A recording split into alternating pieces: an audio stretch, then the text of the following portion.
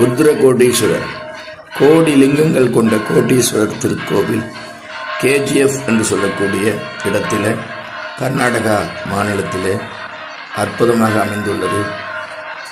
அடியேன் என்று சென்று பார்த்தேன். அதை தங்களுக்கு காணொளியாக தருகின்றேன்.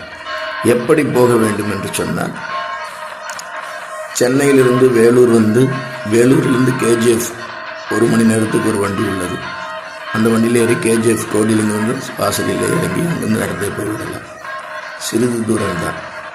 திருவண்ணாமலையில் இருந்து கிருஷ்ணகிரி வந்து கிருஷ்ணகிரியிலிருந்து 42 கிலோமீட்டர் உள்ள குப்பம் என்ற ஊரில் இறங்கி அங்கிருந்து 30 கிலோமீட்டர் உள்ள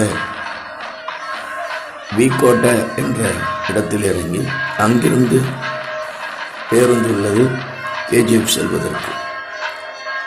இப்படியும் செல்லலாம்.